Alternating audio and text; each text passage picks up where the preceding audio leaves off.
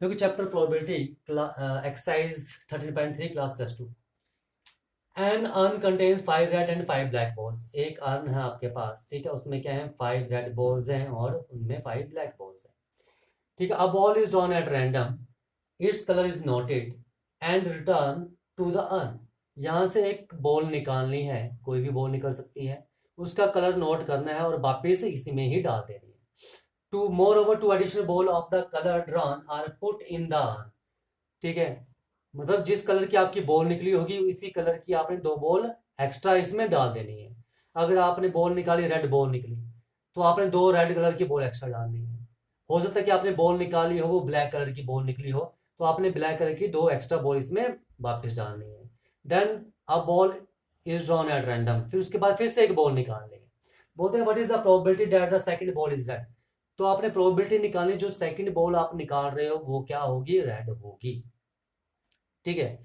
अब देखो यहां से क्या है कि मान लो आपने बॉल निकाली, तो बॉल आपके पास रेड भी निकल सकती है और बॉल आपके पास ब्लैक भी निकल सकती है, ठीक है। रेड भी निकल सकती है और ब्लैक बॉल भी निकल सकती है। इसे मैंने मान लिया इवेंट E1, ये मैंने मान लिया इवेंट E2, ठीक है। ओके, लिख लेते हैं यहां पर इवेंट E1 क्या आ जाएगा, first ball drawn is red, ठीक है, and E2 first ball drawn is black. हो सकता है कि ब्लैक बॉल निकली हो सकता है कि रेड बॉल निकली हो, कुछ भी नहीं बोल सकते इसके बारे में, ठीक है, कोई भी बॉल निकल सकती है। ओके, अब देखो यहां पर, ठीक है, एक चीज देखो यहां पर रेड बॉल, अगर मान लो रेड बॉल निकलती है, रेड बॉल की प्रोबेबिलिटी क्या है, रेड बॉल की 5/10, 5/10 यानी कि 1/2 है, और ब्लैक बॉल की भी क्या है आपके पास 5/10 यानी कि 1/2 है। अगर इसमें अगर रेड कलर की बॉल निकली, आपने बॉल निकाली, अगर रेड कलर की बॉल निकली, तो आपने इसमें क्या किया, 2 एक्स्ट्रा रेड कलर की बॉल डाल दी है। तो अब रेड कलर की कितनी बॉल्स होगी, 7, और ब्लैक कलर की कितनी होगी इसमें, 5, ठीक है।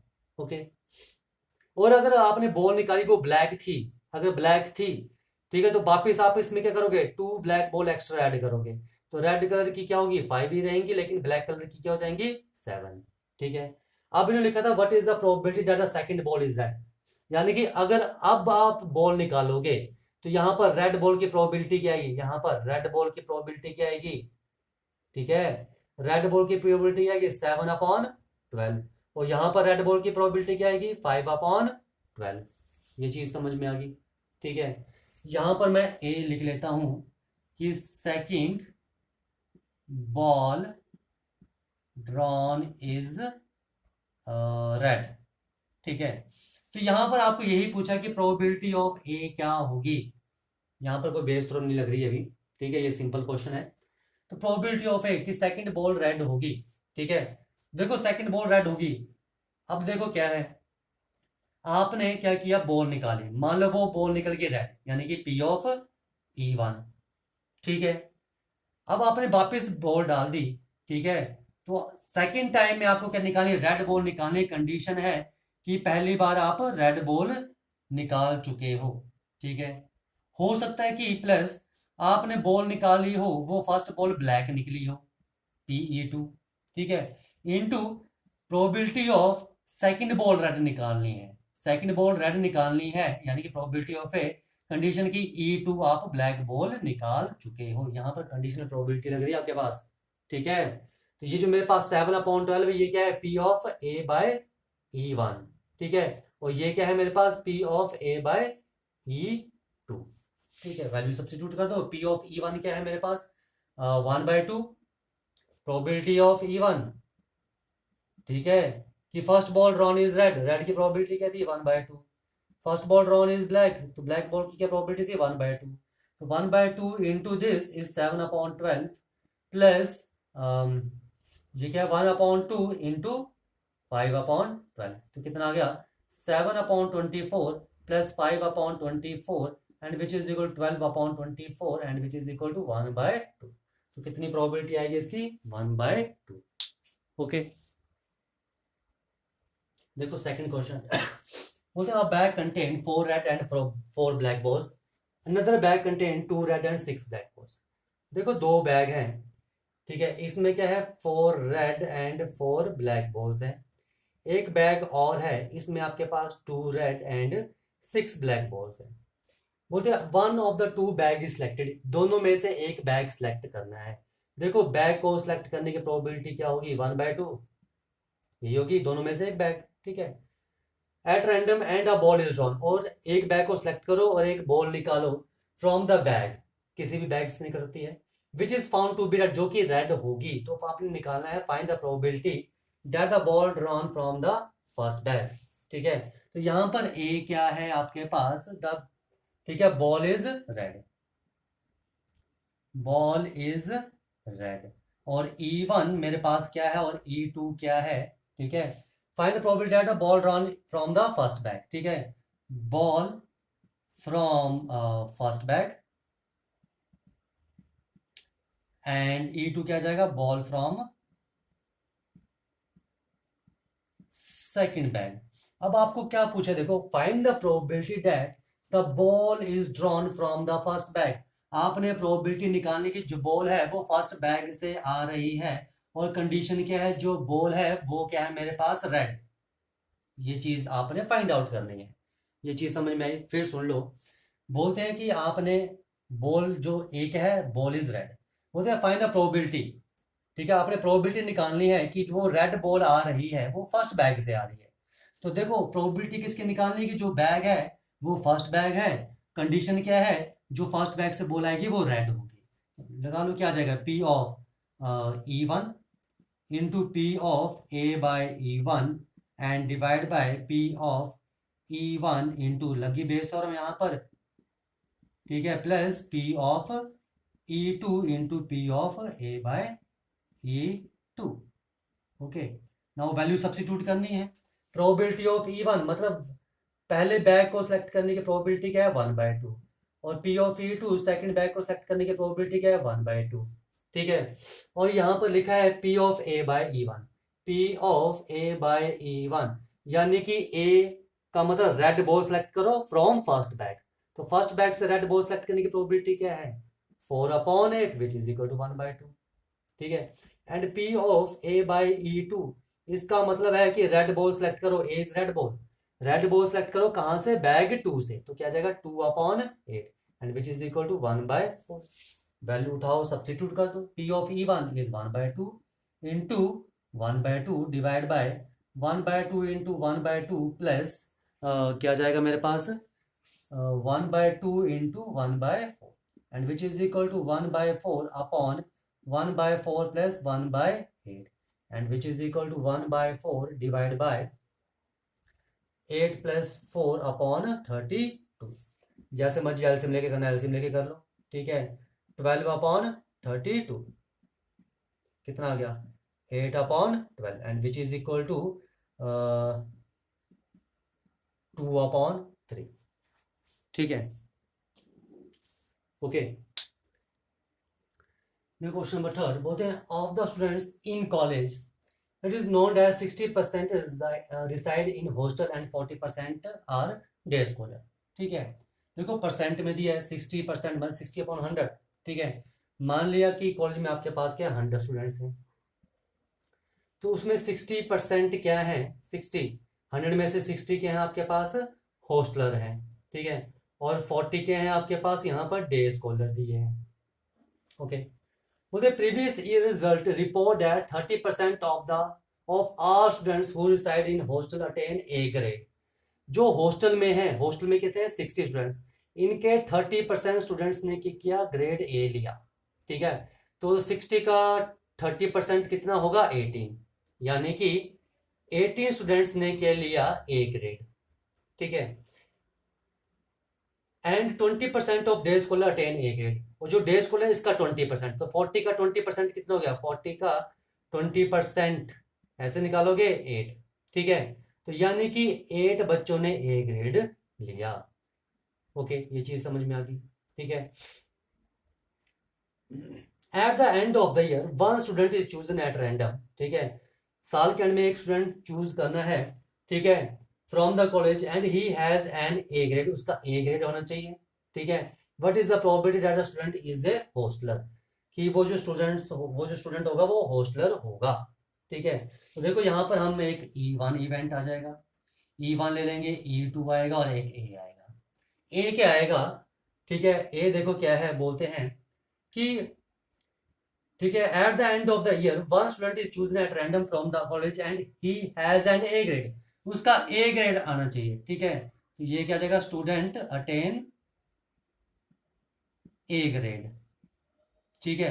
और E1 E2 क्या आएंगे, यहां पर क्या है, दो चीजें हैं, या तो स्टूडेंट हॉस्टलर है या तो डे स्कॉलर है, ठीक है। ये बोल रहे हैं स्टूडेंट इज ए हॉस्टलर, वो हॉस्टलर और डे स्कॉलर की बात कर रहे हैं, तो E1 क्या जाएगा, स्टूडेंट, हमने मान लिया स्टूडेंट इज हॉस्टलर, और E2 मान लिया हमने कि एक स्टूडेंट जो है वो क्या होगा, इज डे स्कॉलर, वो क्या होगा, डे स्कॉलर होगा।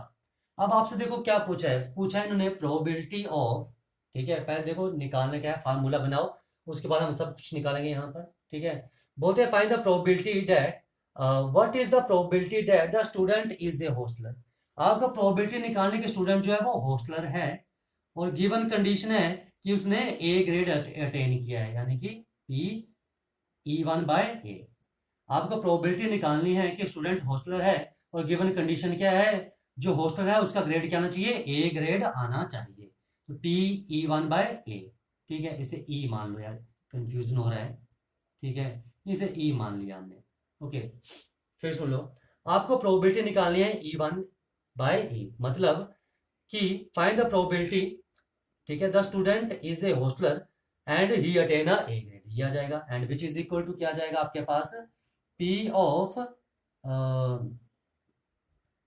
E1 into P of E by E1 upon, ठीक है, यही आएगा, P of E1 into P of E by E1 plus P of E2 into P of E by E2, ये चीज आ जाएगी। आ जाओ यहां पर निकालते हैं। अब P ऑफ E1 क्या है, प्रोबेबिलिटी ऑफ E1 कि स्टूडेंट हॉस्टलर है, स्टूडेंट हॉस्टलर 60%, तो 60 अपॉन 100, यानी कि क्या आ गया मेरे पास, 3 upon 5, okay. And probability of E2 कि वो डे स्कॉलर है, 40 अपॉन 100, यानी कि 2 upon 5, P of E1 P of E2 आ गया। अब आपको क्या निकालना है, P ऑफ, ये E है,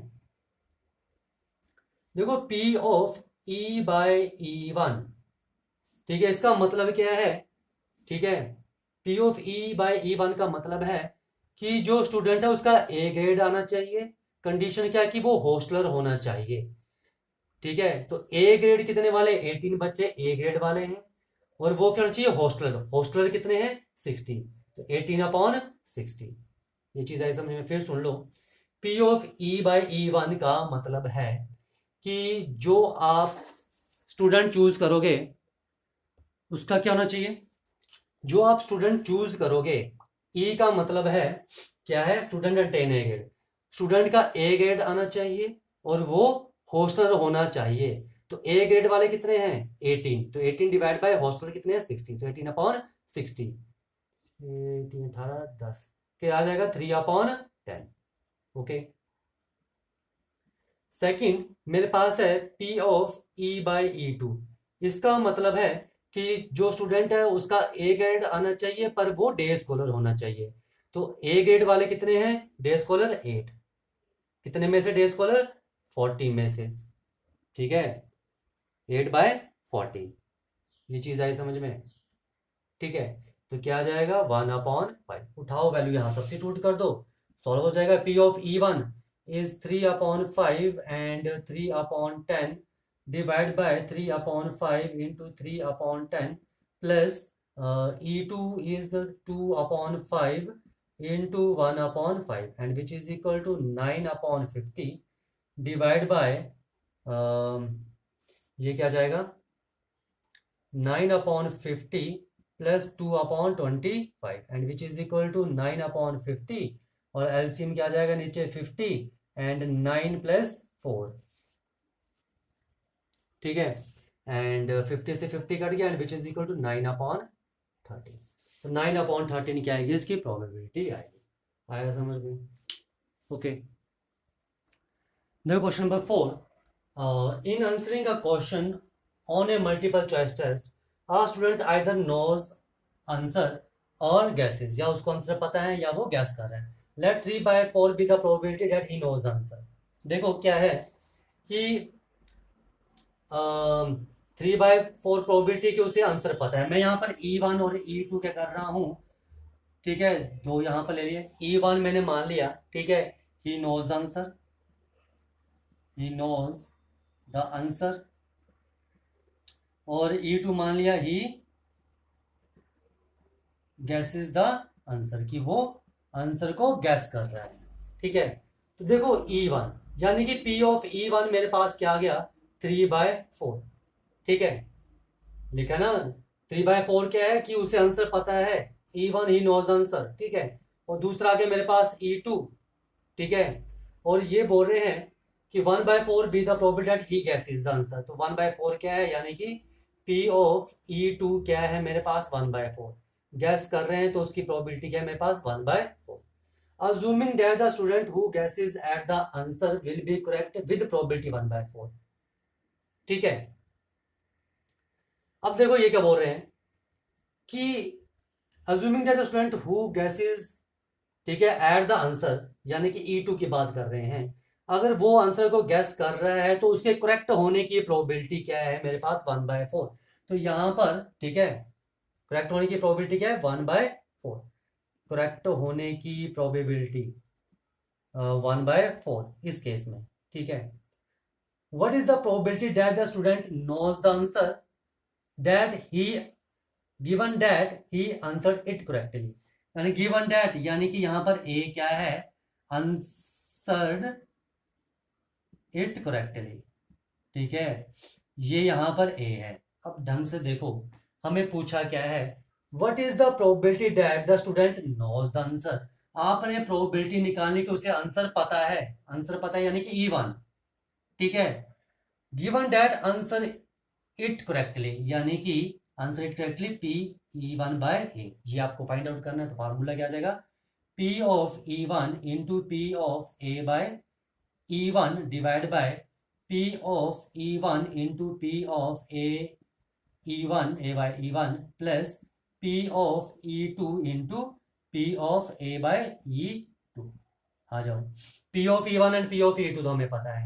अब P ऑफ A/E1 का मतलब क्या है, P ऑफ A/E1 का मतलब है, देखो A का क्या मतलब है, आंसर करेक्ट होना चाहिए। E1 का क्या मतलब है, E1 का क्या मतलब है, ही नोज द आंसर।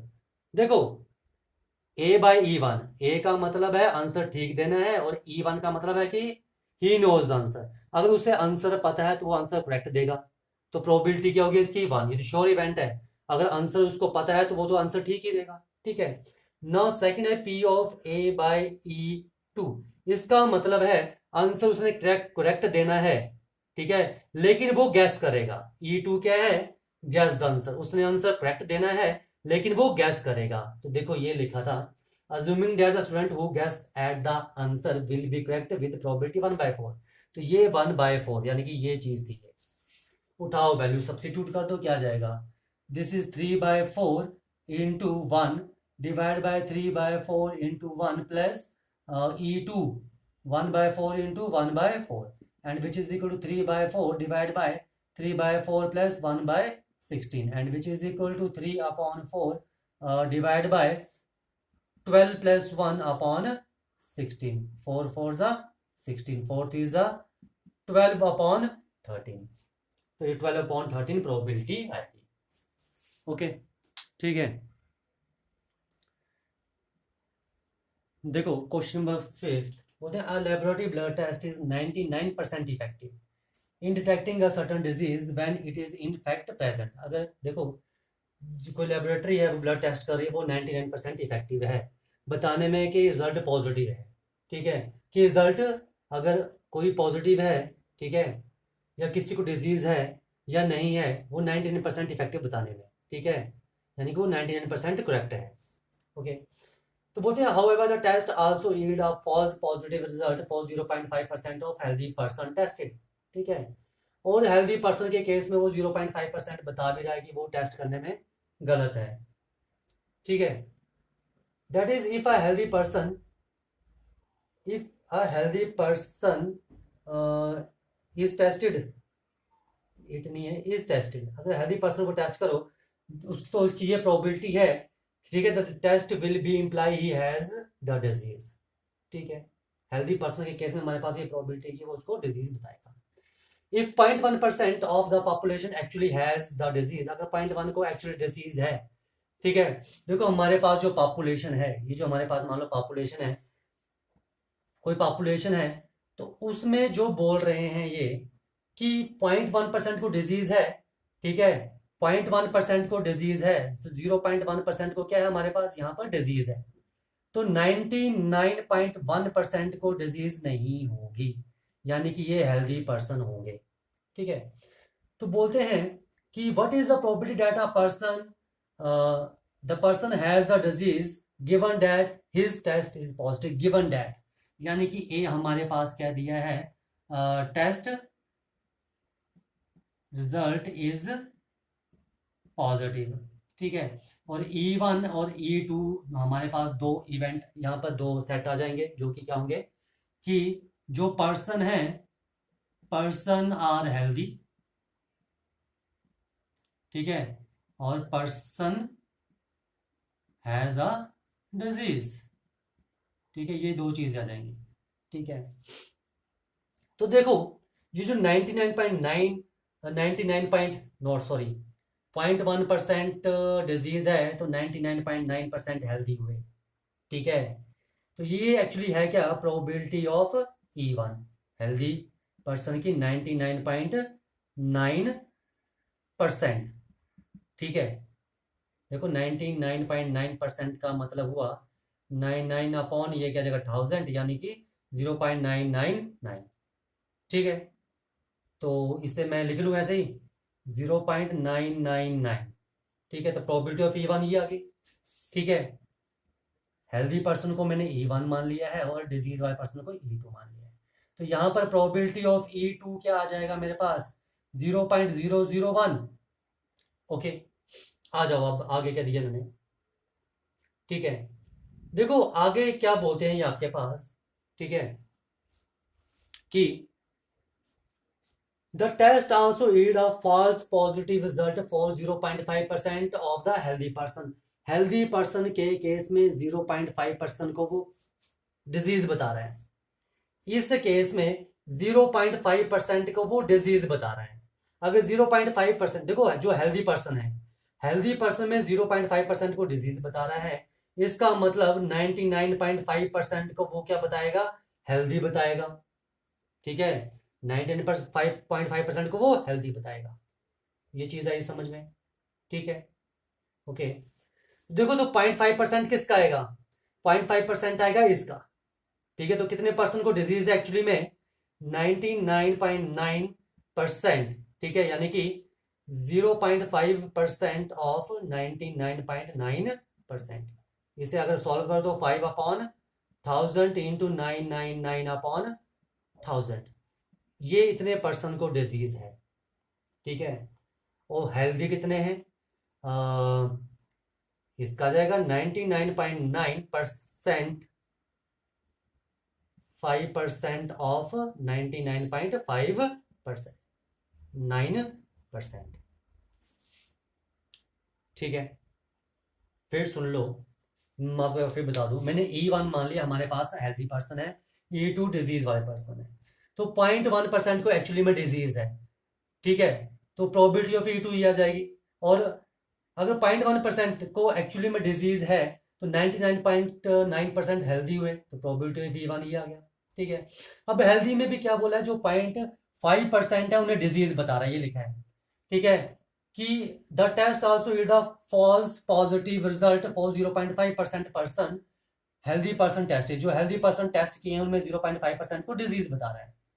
ठीक है, तो 99.5 क्या क्या बताएगा, हेल्दी बताएगा। ठीक है, अब देखो 0.5% कुछ डिजीज बता रहा है, वो किस में से आएगा? 99.9% में से। तो वही निकाला कि 0.5% ऑफ दिस तो डिजीज है। ठीक है, यानी कि ये चीज है क्या हमारे पास? चलो इसे लिखते हैं। और 99.5% क्या है? हेल्थी। ठीक है, तो 99.5% ऑफ 99.9%। ठीक है, ओके, ये चीज आगे समझ में। ठीक है, अब आगे क्या है देखो। अब आगे इन्होंने एक चीज और दी थी कि वो 99% इफेक्टिव है detecting a certain disease. Disease को डिटेक्ट करना 99% इफेक्टिव है। तो देखो जिनको डिजीज है, ठीक है, तो 99% इफेक्टिव है, तो 99% ऑफ 0.1% को एक्चुअली में डिजीज बताएगा। ठीक है, ये इनको डिजीज होगी ही होगी। ठीक है, तो 99% में इफेक्टिव है, तो 1% में क्या है? वो इफेक्टिव नहीं है, तो 1% में वो क्या बताएगा? 0.1% का उन्हें वो हेल्दी बताएगा। ठीक है, एक बार फिर आपको मैं एक्सप्लेन कर दूं। देखो क्या दिया इन्होंने, पी ऑफ E1। ठीक है, देखो इन्होंने, मैंने यहाँ पर दो इवेंट मान लिए। ई क्या है? पर्सन जो हेल्दी है, पर्सन। E2 जो डिजीज वाले हैं, और ए क्या है? जिनका टेस्ट क्या है? पॉजिटिव। ये तो हमें पता लग रहा है साफ, क्योंकि लिखा find the probability that a person has a disease. ठीक है, given that his test result is positive. यानी कि ए क्या है? गिवन दैट का मतलब ए, रिजल्ट इज पॉजिटिव। और यहाँ पर E1 और E2 क्या जाएंगे? बोलते हैं पर्सन को डिजीज, यानी कि पर्सन हेल्दी होंगे या डिजीज होंगे, तो E1 और E2 आ गया। ठीक है, तो यहाँ लिखा था 0.1% जो है पॉपुलेशन एक्चुअली उनको डिजीज है। अगर 0.1% को डिजीज है, तो 99.9% को डिजीज नहीं होगी, यानी कि वो हेल्दी होंगे। अब हेल्दी का जो 0.5% है उनको डिजीज है, तो ठीक है, तो हेल्दी हेल्दी कितने? 99.9%। ये डिजीज आ गई, तो 99.5% हेल्दी हुए किसके? इसके, वो लिख लिया। वैसे ही यहाँ पर 99% रिजल्ट क्या है? इफेक्टिव है, तो 0.1 का जो 99% आएगा वो डिजीज बताएगा। ठीक है, 99% ऑफ 1.1%। ठीक है, और 99% इफेक्टिव है, तो 1% को क्या बताएगा? वो हेल्दी बताएगा। ये चीज आगे समझ में। ठीक है, तो देखो उन्होंने हमसे पूछा क्या है कि what is the probability that a person has a disease. Probability निकालनी किसकी? पर्सन को डिजीज है, यानी कि E2। ठीक है, given that test result is positive, यानी कि PE2/A, यानी कि क्या आ जाएगा? P of E2 into P of A/E2 divide by P of E2 into P of A/E2 plus P of E1 into P of A/E1। अब यहां पर P ऑफ A/E2 और P ऑफ A/E1 क्या है? देखो P ऑफ A/E1 का मतलब क्या है? E1 है पर्सन हेल्दी है, ए का मतलब रिजल्ट पॉजिटिव है। ठीक है, क्या है? रिजल्ट क्या है? पॉजिटिव है। तो E1 क्या जाएगा मेरे पास? यहां पर ध्यान से देखो, E1, ठीक है, E1 का मतलब है, इसकी बात कर रहे हैं। ठीक है, कि पर्सन क्या है? हेल्दी है। ठीक है, और उनका रिजल्ट क्या आ रहा है मेरे पास? पॉजिटिव आ रहा है। ठीक है, तो ये चीज आ जाएगी, विच इज इक्वल टू, यहां लिख दूं, E1 का मतलब है जो हेल्दी पर्सन है और उनमें जो रिजल्ट पॉजिटिव आ रहा है। ठीक है, रिजल्ट पॉजिटिव आ रहा है, तो रिजल्ट पॉजिटिव कितना? 0.5%, तो क्या आ जाएगा? 0.5% ऑफ 99.9%, ये। ठीक है, डिवाइड बाय टोटल किस में से आ रहा है? 99.9% में से आ रहा है ये तो मेरे पास क्या है? ये मुझे बता रहे हैं, ये इतने पर्सन को हेल्दी, इतने हेल्दी पर्सन को डिजीज बता रहा है, यानी कि इतने हेल्दी पर्सन में रिजल्ट पॉजिटिव आ रहा है। यही लिखा है, फॉल्स पॉजिटिव रिजल्ट, यानी कि 0.5% वो है जो हेल्दी पर्सन में मुझे डिजीज बता रहे हैं। ठीक है, तो टोटल कितने? 99.9% में से, तो इसे सॉल्व कर लो। तो 5/1000, ठीक है, इंटू 99.9 अपॉन 100, और नीचे भी क्या? 99.9 अपॉन 100। ये कट गया, तो क्या आ गया मेरे पास? 0.005। ठीक है, तो ये क्या आ रहा है? 0.005। ठीक है, अब मुझे निकालना है P ऑफ A/E2, इसका मतलब क्या है? E2 यानी कि A का मतलब पॉजिटिव, ऐसे कितने पर्सन हैं E2 में, ठीक है, यानी कि ऐसे कितने पर्सन जिनको डिजीज है और वो पॉजिटिव आ रहे हैं, ठीक है, जिनको डिजीज है वो पॉजिटिव आ रहे हैं, तो ये है वो 99% ऑफ 0.1% डिवाइड बाय टोटल कितना है मेरे पास 0.1%, ठीक है, and which is equal to क्या जाएगा 99% इंटू 0.1 अपॉन 100 एंड 0.1 अपॉन 100, ये कट गया, विच इज 0.9, तो इसकी वैल्यू क्या है 0.9। उठाओ ये वैल्यू सब्स्टिट्यूट कर दो, क्वेश्चन खुद सॉल्व हो जाएगा। आ गया समझ में? अगर ये चीज नहीं हुई है क्लियर तो मैं इनको क्लियर कर देता हूँ फिर से। P ऑफ A/E1 का मतलब है कि ऐसे कितने हेल्दी पर्सन हैं जिनमें रिजल्ट पॉजिटिव आया है, तो ये थे वो 0.5% जिनमें रिजल्ट पॉजिटिव आया है, हेल्दी पर्सन ये थे मेरे पास, ठीक है, तो ये क्या 0.5% और 99.9% डिवाइड बाय टोटल जो आएगा। एक्चुअली में P ऑफ A/E1 का मतलब क्या है? P of A intersection E1 divide by P of E1, and P of E1 क्या है 99.9%, यही है, वो नीचे लिख दिया, और A इंटरसेक्शन E1, A का मतलब है मेरे पास यहाँ पर पॉजिटिव रिजल्ट वाले 0.5% और इंटरसेक्शन E1 के साथ ये, तो क्या जाएगा मेरे पास यही आएगा, ठीक है, वैल्यू सब्स्टिट्यूट कर दो यहाँ पर, आपके पास यहाँ पर आंसर आ जाएगा। P ऑफ E2 की वैल्यू क्या है मेरे पास 0 पॉइंट यानी कि 1/1000 into P of A E/2 क्या है मेरे पास 99/100 divide by P of 1/1000 into 99/100 plus E1 है मेरे पास 99 ये upon 1000 into P of A/E1 कितना है 5/1000 and which is equal to 99/1 2 3 4 5 divide by यहाँ पर शायद दिखेगा नहीं, थोड़ी कैलकुलेशन, ये तो मैंने कर ही लिया तो इसमें रफ कर देता हूँ अब, ठीक है, यहाँ पर कैलकुलेशन कर लेते हैं इसकी।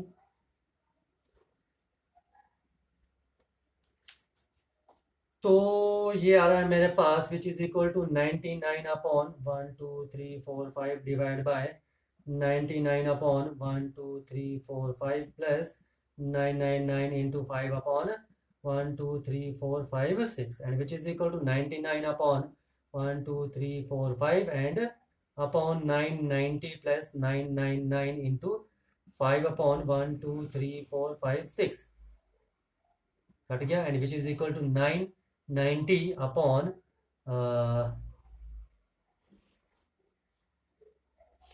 9 कॉमन ले लो, 9 कॉमन लेके कर लो, मैं 110 plus 1 115 and 110 upon 566,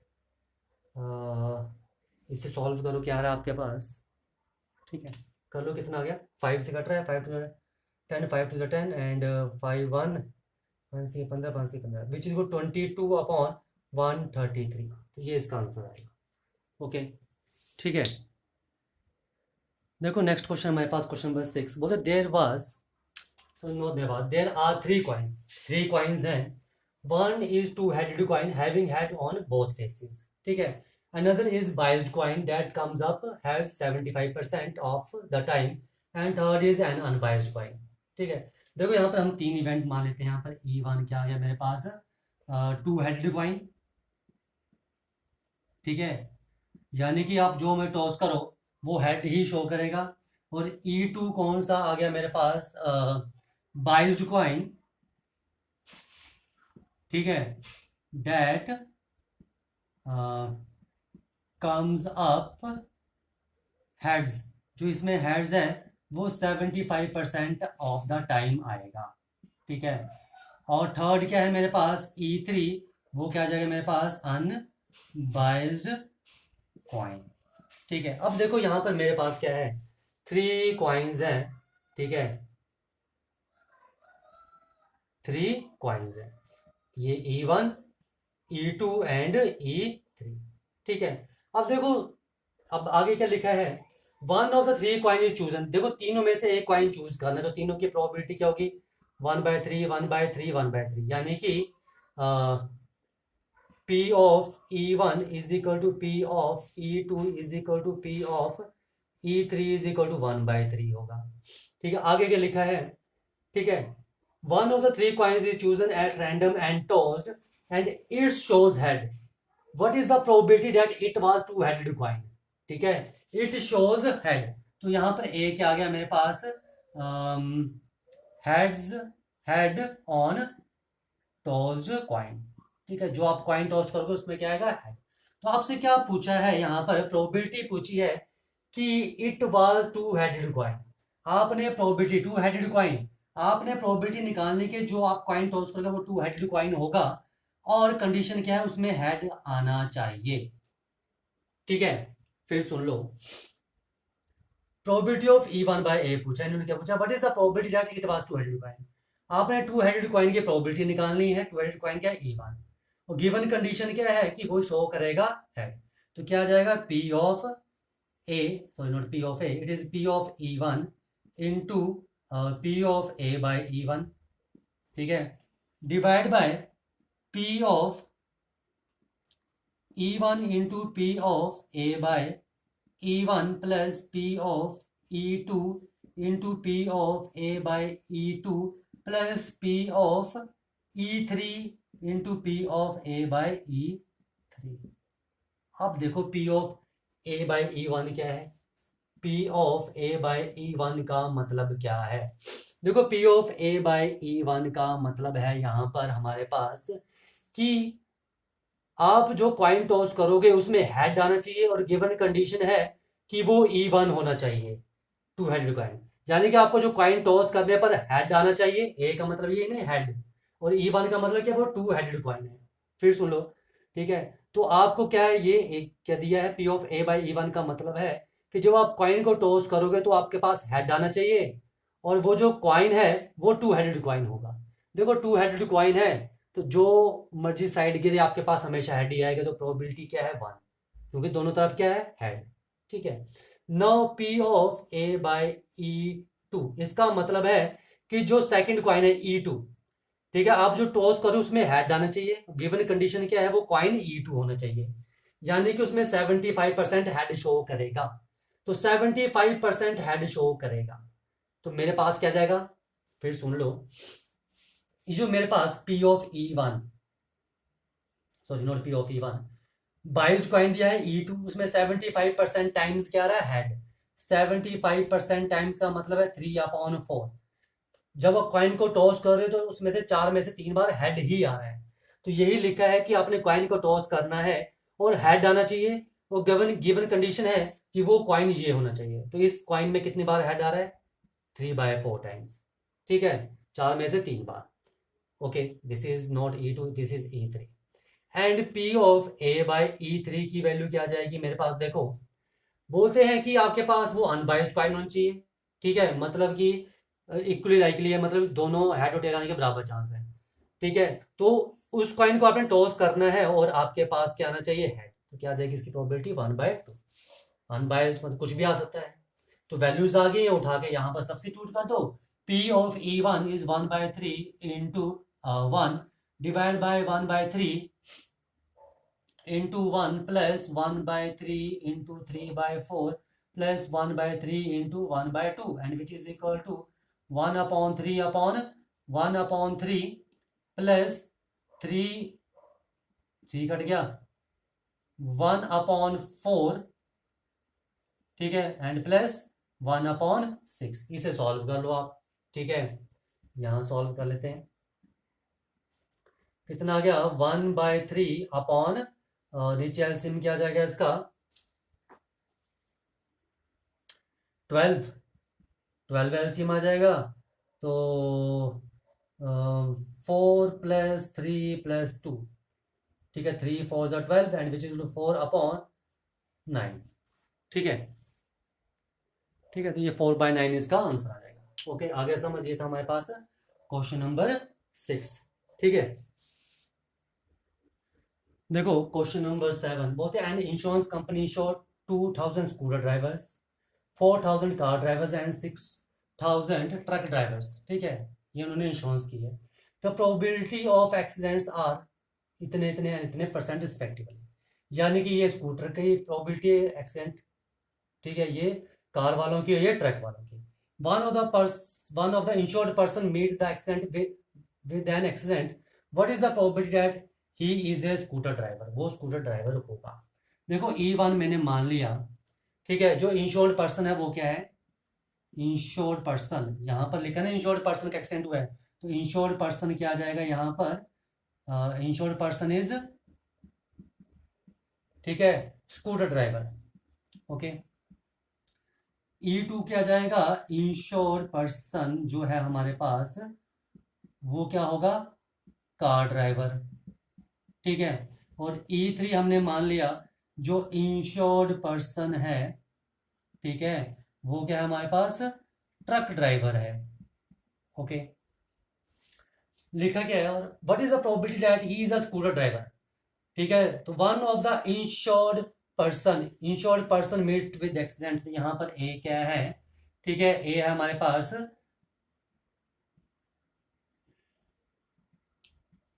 insured person meet with an accident. Okay, अब देखो यहां पर टोटल पर्सन कितने हैं, 6000, 2 4 6 12,000 है, जिसमें से मेरे पास जो 2000 है, ठीक है, जो 2000 है वो स्कूटर ड्राइवर है, ठीक है, 4000 जो है वो मेरे पास कार ड्राइवर है, और इसमें से जो 6000 है वो मेरे पास है ट्रक ड्राइवर। ठीक है, ओके, तो देखो E1 क्या, इंश्योर्ड पर्सन स्कूटर ड्राइवर है, तो यहां पर P ऑफ E1 क्या आ जाएगा, स्कूटर ड्राइवर 2000 कितने में से, 12,000 में से। ठीक है, यानी कि which is equal to 1/6। P of E2 क्या आ जाएगा मेरे पास, 4000 अपॉन 12,000, यानी कि 1/3। और P ऑफ E3 क्या आ जाएगा कि वो पर्सन जो है वो ट्रक ड्राइवर है, तो ट्रक ड्राइवर 6000 है कितने में से, 12,000 में से, तो ये क्या आ गया 1/2। ओके, ये चीज समझ में आ गई पहले तो। ठीक है, अब देखो इन्होंने क्या लिखा है, आगे लिखा है इन्होंने कि the probability of accident are this, 0.01% किसकी है, स्कूटर की। ठीक है, तो प्रोबेबिलिटी ऑफ, ठीक है, किसकी, insured person meet an accident, यानी कि जो एक्सीडेंट हुआ है ए बाय E1, जो पर्सन का एक्सीडेंट हुआ है दैट इज ए, और वो क्या है, स्कूटर ड्राइवर है। कंडीशन ये है, P ऑफ A/E1 का मतलब क्या है, ए वो पर्सन है जो जिसका एक्सीडेंट हुआ है, और गिवन कंडीशन क्या, वो क्या है, स्कूटर ड्राइवर है। ये आपके पास दिया 0.01। ठीक है, और P ऑफ A/E2 एक्सीडेंट हुआ है वो क्या है मेरे पास, car driver 0.03, and P of A/E3 इसका मतलब जिसका एक्सीडेंट हुआ वो क्या है, ट्रक ड्राइवर 0.15। ठीक है, और पूछा क्या है, देखो किसकी प्रोबेबिलिटी हमसे पूछी है कि आपने प्रोबेबिलिटी निकालनी है कि what is the probability that he is a scooter driver. ठीक है, कि प्रोबेबिलिटी निकालनी है वो स्कूटर ड्राइवर है E1, और जिसका वो कंडीशन क्या, एक्सीडेंट हो चुका है, तो ये क्या आ जाएगा, P of E1 into P of A/E1 upon P of E1 into P of A/E1 plus P of E2 into P of A/E2 plus P of E3 into P of A/E3। Value substitute कर दो, आ जाएगा। तो P of E1 is 1/6 into 1/100, यानी कि 0.01 divide by 1/6 into 0.01 plus E2 is 1/3 into 0.03 plus 1/2 into 0.15। इसे solve कर लो, यहाँ solve कर लो, जो भी इसकी वैल्यू आ रही है, तो क्या जाएगा 1/600 डिवाइड बाय 1/600 प्लस 3 से 3 कट गया, 1/100 plus 15/200 and now which is equal to 1/600 divide by LCM क्या आ जाएगा मेरे पास, 600 एलसीएम आ जाएगा, तो 1 + 6 + 4, ठीक है, तो विच इज इक्वल टू 1/11।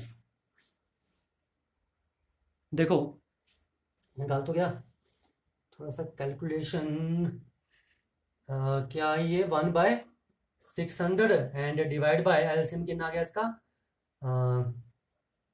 600, तो ये आ गया 1, है ना, 100 से किया तो ये आ गया मेरे पास 6 एंड दिस इज 3, तो 45 which is equal to 1/52। Okay, ठीक है, तो ये इसका आंसर आ जाएगा। ओके ठीक है, ये था आपके पास क्वेश्चन नंबर 7। ठीक है।